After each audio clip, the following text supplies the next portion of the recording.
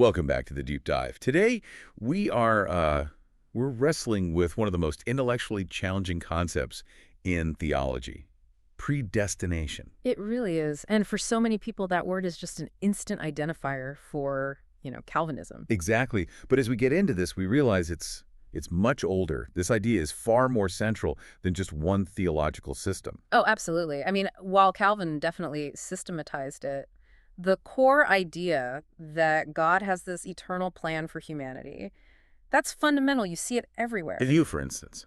Well, with Augustine back in the 4th century, with Luther during the Reformation, I mean, if you're trying to build a comprehensive biblical theology, you just can't avoid predestination. It kind of forces its way in. So our mission today isn't really to debate if the Bible teaches it. Our source material is pretty clear that it does. But to analyze what it actually means. Right. Specifically, we need to unpack that crucial distinction between what's called conditional and unconditional election. And maybe we should start with the word itself, predestination. It's about determining a destiny or a destination before you get there. That prefix, pre, is doing all the work there. It is. It's about time. This is a decree from all eternity. So God decided this before the universe was even created. The agent here is God, the sovereign, and the object is humanity. It's a huge concept, really, bigger than just human destiny, but that's what we're zeroing in on today. And within that famous TULIP acronym, we're focusing on the U. Unconditional election. God's sovereign choice to save. And we should probably clarify that there are two sides to that choice. You have election, which is the positive side, God choosing certain individuals to be saved. And then you have to have the flip side, which is reprobation. This is about the non-elect, those God chooses to pass over, letting them face the consequences of their own sin. Which is eternal punishment. Right. So the broad summary we're working with is that from eternity, God decided to save some people and allow the rest of humanity to perish. And that sets the stage perfectly for the main conflict. The whole debate, conditional versus unconditional, seems to hinge on just one massive question. Which is?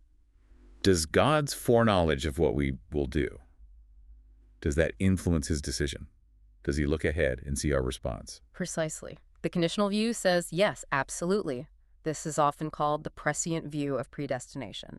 It's all based on God's foreknowledge or prescience. So in that model, God kind of looks down the long tunnel of time, sees everyone who he knows will freely choose to have faith. And respond positively to the gospel. And then he chooses them because of that foreseen action. In that system, faith is clearly the condition for election. You are elected because God knows you will believe. It's a very straightforward explanation for a lot of people. And the main text for that is Romans 8:29-30, right? The golden chain. That's the one. Because Paul says, for whom he foreknew, he also predestined. And since foreknowledge comes first, it just seems logical that it has to be the basis for predestination. That is the exact interpretation from the conditional side, but this is where the Reformed critique comes in, Paul. He just links them. He doesn't say foreknowledge is the causal basis. Okay, so order doesn't automatically mean cause. Right. If I say, I bought groceries, then I cooked dinner, buying the groceries came first, but it wasn't the basis for my decision to cook. My choice to cook was the basis. I get that distinction. But even so, if God knows I'm going to choose him, isn't my choice still the deciding factor? Isn't he just, ratifying what I was going to do anyway? That is the critical point. And if you follow the rest of Paul's chain, the Ordo Salutis or Order of Salvation, you see where that interpretation starts to break down. The chain is foreknowledge, then predestination, then calling, justification, and glorification. And the problem for the conditional view comes immediately. Predestination comes before calling. Exactly. If calling, which requires faith, came before predestination, their case would be much stronger. But Paul says all whom God predestined are also called and justified. So we have to ask, what kind of calling is he talking about? Right, because not everyone who hears the gospel preaching is actually saved. So there must be different kinds of calls. Two kinds. There's the external call. That's the general preaching of the gospel. Everyone in a church service hears that, but many are not justified. So Paul must be talking about a second, more powerful call. Yes. The internal or effectual call. This is a divine act, the work of the Spirit, and it's given only to the elect. And here's the key.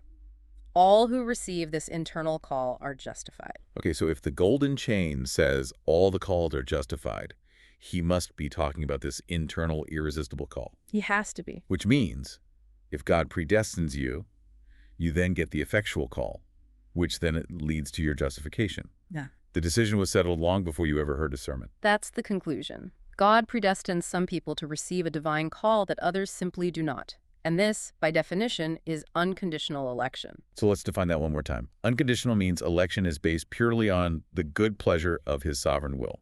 And not on anything foreseen in us. No good works, no foreseen faith, no perseverance, nothing. I've heard the analogy of unconditional surrender. It's a good one. There are no negotiations, no conditions. In the Reformed view, we are elected unto faith. Faith is the result of election, not the cause of it. And that distinction is faith the cause or the effect. That feels like the fundamental line in the sand. It is. If faith is the cause, then humans ultimately have the final say. If faith is the effect, God has the final say. Which, of course, brings up the next big problem, human ability. If election is unconditional, what's the point of anything we do? And that's where we have to go back to the T in tulip total depravity. The sources connect T and U very tightly. So if total depravity is true, if our wills are so corrupted by sin that we're morally unable to choose God, then doesn't unconditional election become, necessary? It becomes absolutely necessary. They stand or fall together. If God looks down that tunnel of time and sees only spiritually dead creatures, he knows none of them will ever choose Christ on their own. The choice has to start with him, or no one gets saved. That makes the human will totally passive until God acts first. Yes. And that forces us to look at verses like John 6:44, where Jesus says, "No one can come to me unless the Father who sent me draws him." That verse is ground zero for this entire debate. It all rests on that one Greek word for draws, which is elkou. Okay, and the conditional view tends to interpret elkou how? Gently. Very gently. As wooing or enticing. God invites, but you have the final say. You can resist the invitation. So it's a necessary step from God, but not a sufficient one. Correct. But if you actually look at how elkou is used elsewhere in the New Testament, that gentle interpretation is, it's hard to defend. What does it mean then? It means to compel by irresistible superiority, or even to drag. Drag. That sounds incredibly forceful. Do we have examples? Oh yeah. The sources point out it's used for dragging debtors into court against their will. It's used when the authorities seized Paul and Silas and literally dragged them before the magistrates. You would never say they were just being wooed to court. Wow. Okay, that definitely changes the feel of John 6:44. It's less of a polite invitation and more of a rescue operation. It has to be a rescue because of our total inability. There's the famous analogy of the well. A bucket is at the bottom. You can stand at the top and shout, "Here, bucket, come on up." You can try to woo it. Oh, the bucket's not coming. The bucket is not coming. You have to lower a rope and physically compel it, pull it with superior strength. It cannot come on its own. Which explains why faith has to be seen as a gift. If we're being dragged or compelled, our faith is just the result of God's action on us. Precisely. And that's what Paul seems to confirm in Ephesians 2:8-10. For by grace you have been saved through faith, and that not of yourselves. It is the gift of God. Now, a common argument there is that the gift of God part refers to salvation in general, not specifically to faith. And that's where you get into the Greek grammar. The sources that analyze the syntax are pretty firm that the pronoun that, tuto, most naturally refers back to the immediate concept, which is faith. Paul is saying faith itself is the gift. Which eliminates all grounds for boasting. Completely. But if we eliminate boasting, we have to talk about fairness. If God gives this irresistible gift to some and not to others, that feels really unfair. This is the exact issue Paul confronts in Romans 9. It is. He brings up the stark example of Jacob and Esau. And he says God chose Jacob and rejected Esau before they were born, before they'd done anything good or evil. So that God's purpose in election might stand. Not based on their works, but on him who calls. And then he says it. It is not of him who wills, nor of him who runs, but of God who shows mercy. A powerful statement. And Paul knows what the next question will be. He immediately anticipates the objection. Is there unrighteousness with God? Which is the question everyone asks. How does the Reformed view answer that charge of God being unjust? The answer hangs on the absolute difference between justice and mercy. We are all fallen. We all deserve punishment. That's justice. Okay, so the non-elect, the reprobate, they receive justice. They get what they deserve. Correct. And the elect, they receive mercy, a pardon they absolutely do not deserve. Think of it like a courtroom. Everyone is guilty. The judge deserves to sentence everyone if he chooses to pardon a few. That act of mercy doesn't make the sentences for the others unjust. Yeah. They're still getting what they deserve. Exactly. No one is treated unjustly. Some just receive an unearned benefit mercy, while others are simply passed over. God is never obligated to show mercy to anyone.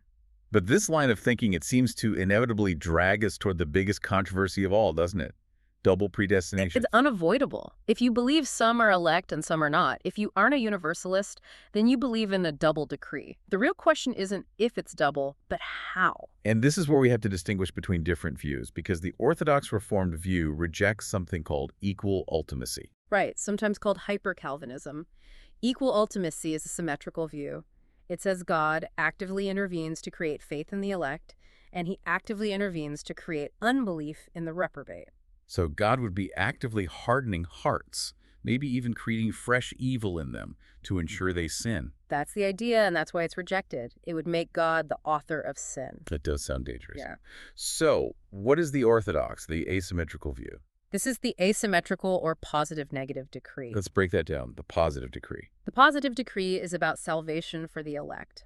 God actively intervenes. He regenerates the heart. He creates faith. He makes them willing to come to Christ. It's an active, powerful, gracious work. Okay, and the negative decree for the reprobate, what does God do there? That's the key. The negative decree is defined as God passing over them. He simply withholds his special regenerating grace. He leaves them in their natural sinful state. So he isn't forcing them to sin or creating new evil in them. Not at all. They choose to reject the gospel because, left to their own corrupted wills, that is what they want to do. So the difference is between a positive action saving and a negative non-action passing over. Precisely. If you see someone drowning in a sea of their own making and you choose not to intervene and rescue them, you didn't push them under, they are perishing according to their own nature and for their own actions. So, to summarize the justice argument, both groups are considered in their fallen state. The elect get mercy, which they don't deserve. The reprobate get justice, which they do. And that's how the system maintains God's righteousness. Even when the Bible says God hated Esau, that's defined as withholding special favor, not as some kind of active, malicious hatred. This entire deep dive, then, it really brings us back to that one root difference. Conditional election puts human choice at the center of salvation. Unconditional election puts God's sovereign will at the center. And the practical result of that is, well, it's profound. If a believer thinks they came to faith because they were smarter or more virtuous or saw their need more clearly, the sources say that's a gross insult to God's grace. It's a monument to our own arrogance. It takes the credit from God and gives it back to ourselves. So election, if you understand it this way, has to be a doctrine that makes you incredibly humble. It should eliminate all pride. If your faith is a gift, if God's choice wasn't based on anything he saw in you, then your assurance can only be anchored in his sovereign grace, not in your performance.